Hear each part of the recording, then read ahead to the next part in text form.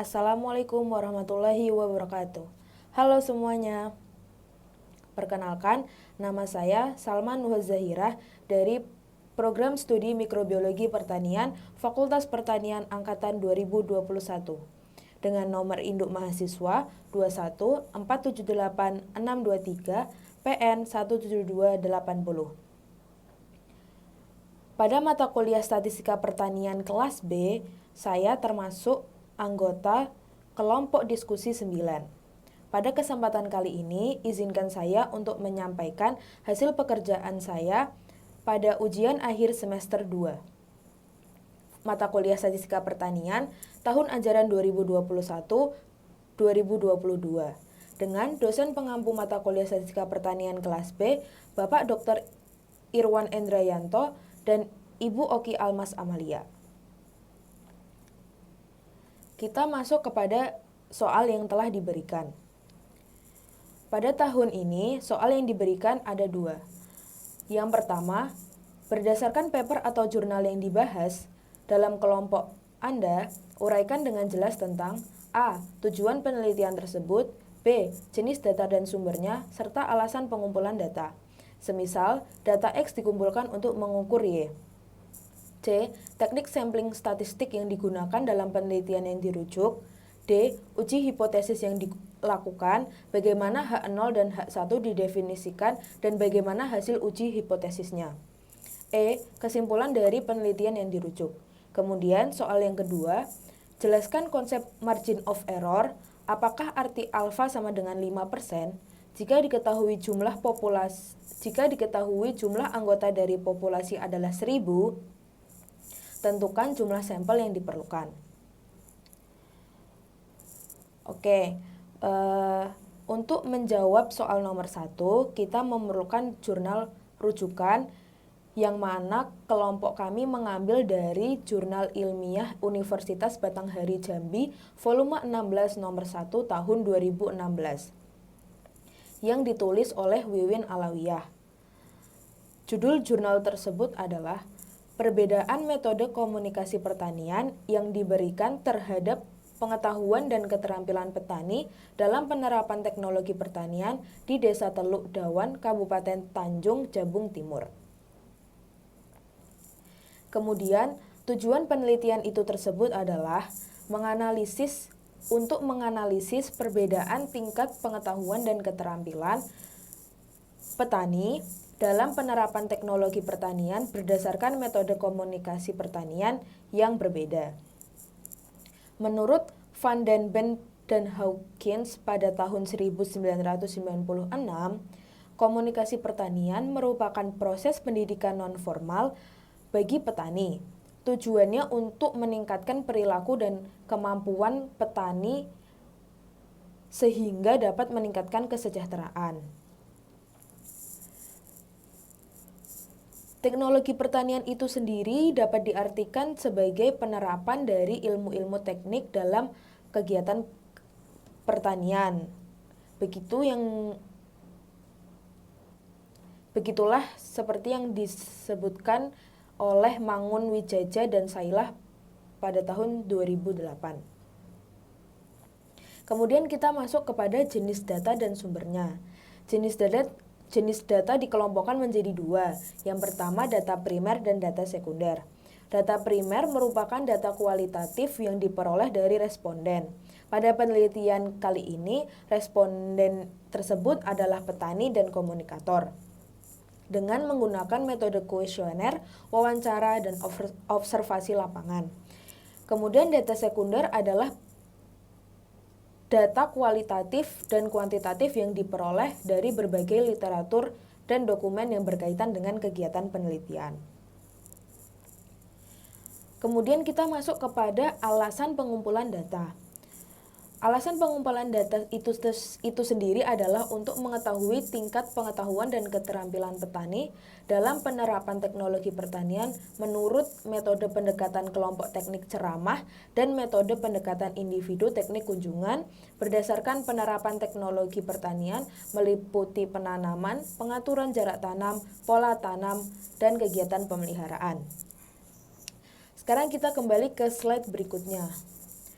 Di sini saya akan memberikan contoh data X diambil untuk mengukur Y. Contohnya pada data primer, yaitu kuesioner sebagai data X, pada petani diambil untuk mengukur Y, yaitu tingkat pengetahuan dan keterampilan petani dalam penerapan teknologi pertanian, berdasarkan kedua metode komunikasi pertanian. Kemudian, pada data sekunder sendiri, literatur dan dokumen diambil untuk menambahkan informasi tentang teknologi pertanian meliputi penanaman, pengaturan jarak tanam, pola tanam, dan kegiatan pemeliharaan. Setelah itu kita masuk kepada teknik sampling. Pada pengambilan sampel dalam penelitian ini dilakukan dengan dua cara. Yang pertama, sampel untuk metode komunikasi pendekatan kelompok teknik ceramah, dan yang kedua, sampel komunikasi dengan metode individu teknik kunjungan. Secara garis besar, pengambilan sampel dilakukan secara acak, yaitu simple random sampling, dari kedua metode komunikasi pertanian yang diberikan. Yang pertama, jumlah petani metode kelompok teknik ceramah sejumlah 188 orang dengan persentase sampel 15%, diperoleh 28 sampel. Kemudian yang kedua, jumlah petani metode individu teknik kunjungan sejumlah 30 orang dengan persentase sampel 60%, diperoleh 18 sampel. Setelah itu kita masuk kepada uji hipotesis. Sebelum masuk kepada metode apa yang digunakan pada uji hipotesis, kita akan mendefinisikan dulu H0 dan H1. H0 adalah tidak ada perbedaan baik pengetahuan maupun keterampilan pada dua metode komunikasi pertanian yang berbeda. H0 didapatkan bila nilai T hitung lebih kecil daripada nilai T tabel. Sedangkan untuk H1 terdapat perbedaan baik pengetahuan maupun keterampilan pada dua metode komunikasi pertanian yang berbeda. H1 didapatkan bila nilai T hitung lebih besar daripada nilai T tabel. Uji hipotesis dilakukan dengan analisis data menggunakan 3 metode. Yang pertama, menghitung skor rata-rata data primer dan sekunder dengan rumus XI sama dengan sigma skor per N. XI adalah rata-rata skor masing-masing metode. Sigma skor adalah jumlah nilai skor seluruh responden setiap variabel, pengetahuan dan keterampilan, masing-masing metode. N adalah jumlah responden setiap metode komunikasi pertanian. Kemudian metode yang kedua adalah analisis deskriptif nilai persentase terhadap nilai ideal dengan rumus PI sama dengan SR kali 100% per SI. PI adalah persentase terhadap nilai ideal. SR adalah skor masing-masing responden. SI atau nilai ideal adalah jumlah responden setiap metode komunikasi pertanian. Kemudian kita masuk kepada metode yang ketiga. Untuk melihat tinggi, sedang, dan rendahnya tingkat pengetahuan dan keterampilan petani, penelitian ini membandingkan persentase terhadap ideal dengan standar persentase yang telah dibuat dengan tingkatan 1. Rendah yaitu 0% sampai 33,33%. Kemudian sedang yaitu 33,33% sampai 66,33%. Dan tinggi yaitu 66,33% sampai 100%.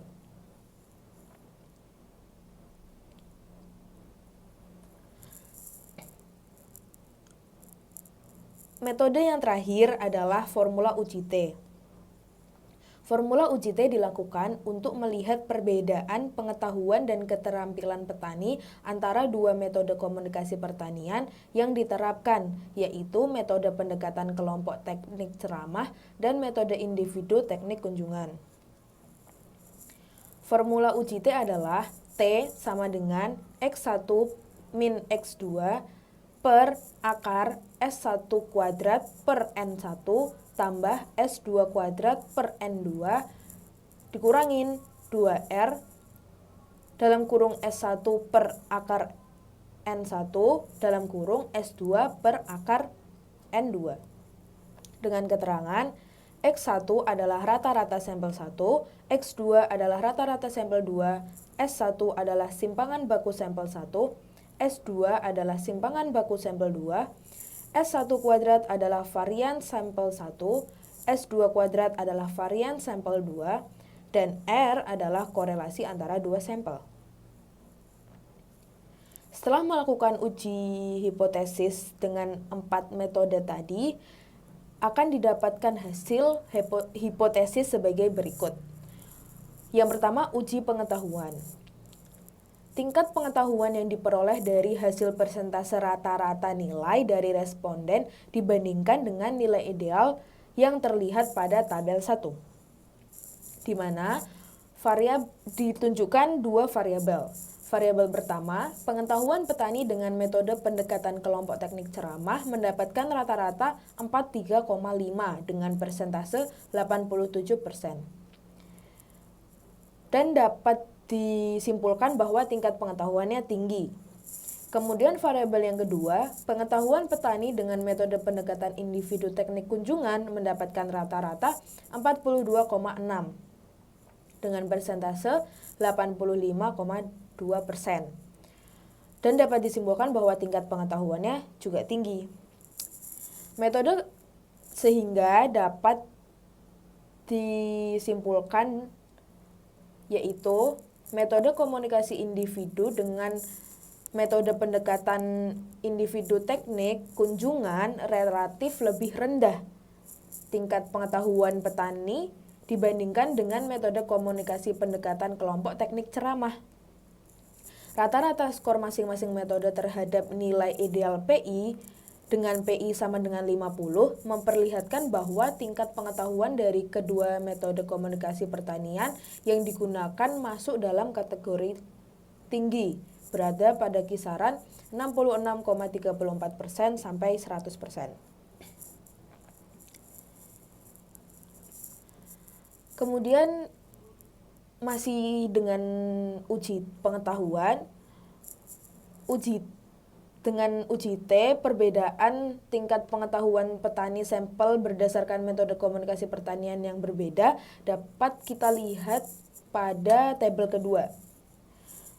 Tabel kedua memiliki variabel 2, yaitu pengetahuan petani dengan metode pendekatan kelompok teknik ceramah mendapatkan rata-rata 43,5. Kemudian variabel yang kedua, pengetahuan petani dengan metode pendekatan individu teknik kunjungan mendapatkan rata-rata 42,6. Sehingga didapatkan T hitung 1,050. Nilai T hitung adalah 1,050, lebih kecil dibandingkan T tabel A 0,05 yaitu 2,01290. Oleh karena itu H0 diterima, di mana hasil uji T menunjukkan tidak terdapat perbedaan antara metode komunikasi pertanian yang diberikan terhadap pengetahuan petani dalam penerapan teknologi pertanian. Kemudian kita masuk kepada hasil hipotesis uji keterampilan. Pada tabel 3 dapat dilihat tingkat keterampilan petani berdasarkan metode yang diikuti. Ada dua variabel. Variabel yang pertama, keterampilan petani dengan metode pendekatan kelompok teknik ceramah mendapatkan rata-rata 42,00 dengan persentase 84%. Dapat disimpulkan bahwa tingkat keterampilannya tinggi. Kemudian pada variabel kedua, keterampilan petani dengan metode pendekatan individu teknik kunjungan memiliki rata-rata 43,1 dengan persentase 86,2. Sehingga dapat disimpulkan bahwa tingkat keterampilannya juga tinggi. Kecenderungan bahwa keterampilan petani dengan metode pendekatan kelompok teknik ceramah lebih rendah dibandingkan dengan metode komunikasi individu teknik kunjungan. Kemudian uji keterampilan dengan uji T dapat dilihat pada tabel keempat, yaitu perbedaan tingkat keterampilan petani sampel berdasarkan metode komunikasi pertanian yang berbeda. Ada dua variabel juga. Variabel yang pertama, keterampilan petani dengan metode pendekatan kelompok teknik ceramah memiliki rata-rata 42,00. Kemudian variabel yang kedua, keterampilan petani dengan metode pendekatan individu teknik kunjungan memiliki rata-rata 43,1, sehingga T hitung yang didapatkan yaitu negatif 1,283. Nilai T hitung adalah negatif 1,283, lebih kecil dibandingkan T tabel alfa 0,05, yaitu 2,012990. Maka H0 diterima, di mana hasil uji T menunjukkan tidak terdapat perbedaan antara metode komunikasi pertanian yang diberikan terhadap keterampilan petani dalam penerapan teknologi pertanian. Setelah melakukan pengujian dan juga dijabarkan hasilnya, kita masuk kepada kesimpulan dari penelitian ini, yaitu yang pertama, masyarakat desa Teluk Dawan merupakan masyarakat yang umumnya bekerja sebagai petani. Dan yang kedua, tingkat pengetahuan petani metode komunikasi pertanian pendekatan kelompok teknik ceramah lebih tinggi, yaitu 87% dari nilai ideal dibandingkan dengan metode komunikasi pertanian pendekatan individu teknik kunjungan, yaitu 85,2% dari nilai ideal.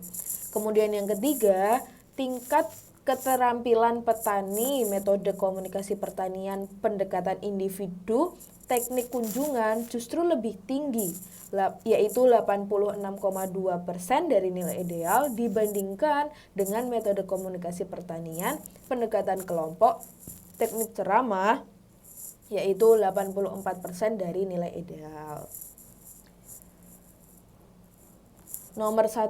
Soal nomor 1 sudah terselesaikan. Kemudian kita masuk kepada soal nomor 2. Apa sih konsep margin of error? Margin of error sendiri menggambarkan jumlah kesalahan yang biasa terjadi pada pengambilan sampel dalam survei yang dilakukan oleh peneliti.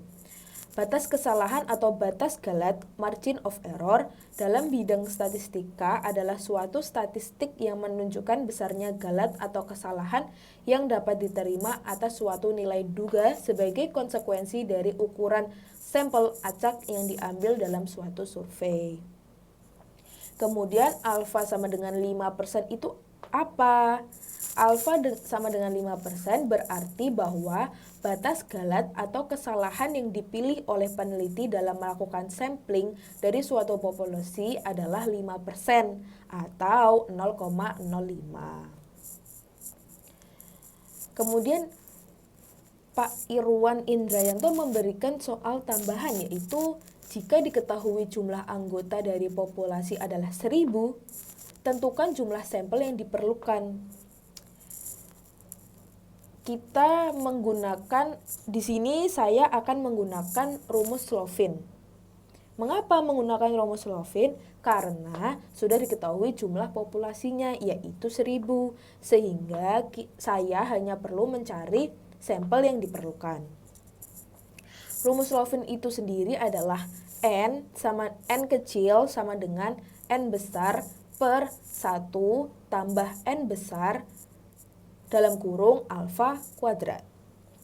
Dengan keterangan N kecil adalah ukuran sampel, alfa adalah margin of error, dan N besar adalah ukuran populasi. Kemudian kita akan melihat apa sih yang diketahui. Yang diketahui itu alfa sama dengan 5% atau 0,05. Kemudian anggota dari populasi adalah 1000, sehingga N ukuran populasi sama dengan 1000. Kemudian yang ditanya apa? Yang ditanya adalah jumlah sampel yang diperlukan, yaitu N kecil, ukuran sampel. Saya sudah menghitung, yaitu N kecil sama dengan 1000 per 1 tambah 1000 dalam kurung 0,05 kuadrat. Kemudian N kecil sama dengan 1000 per 1 tambah 1000 dalam kurung 0,0025. Kemudian N kecil sama dengan 1000 per 1 tambah 2,5. Kemudian N sama dengan 1000 per 3,5. N sama dengan 285,714. Atau bisa dibulatkan, jumlah sampel yang diperlukan adalah 286.